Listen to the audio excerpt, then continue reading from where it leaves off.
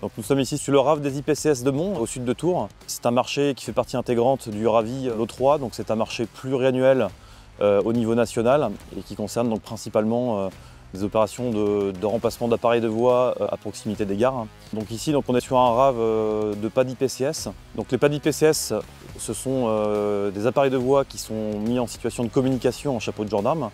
Ce sont des installations qui servent à établir des circulations en contresens lorsque l'exploitation le nécessite. Lorsqu'il y a des perturbations sur le réseau, SNCF se donne la capacité de faire voyager les trains à contresens afin de fiabiliser et de fluidifier le trafic ferroviaire.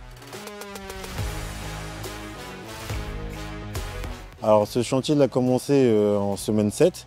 En fait, il y a 3 phases, la phase préparation, la phase coup de poing justement et la phase confortative. Alors la particularité de ce chantier, c'est plutôt la longueur des appareils, environ 115 mètres. Donc c'est des plutôt gros appareils et pour les poser, il faut une méthodologie bien précise. Donc nous, on a choisi la méthodologie portique, PEMLEM, les emmener depuis la voie contiguë et effectuer un ripage depuis cette même voie pour pouvoir poser l'appareil en toute sécurité et éviter toute dérive. Alors ce chantier est un chantier multimétier. On travaille en main dans la main avec d'autres entités de ETF, à savoir ETF Service et ETF Caténaire. ETF Service pour la partie accompagnement des trains travaux, également les agents lames sur le chantier. Et ETF Caténaire pour la partie perchage et réglage des caténaires.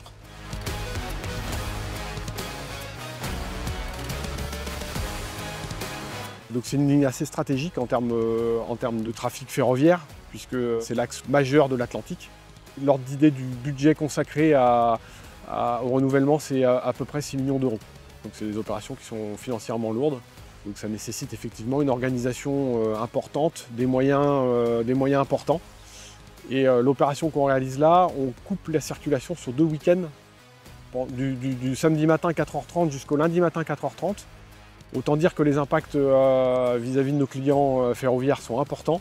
L'un des enjeux majeurs du chantier, c'est de le faire dans les temps qui nous sont impartis et de restituer les voies à 4h30 pour une nouvelle exploitation ferroviaire et laisser passer les trains. Donc on compte sur notre partenaire ETF pour tenir ces délais-là.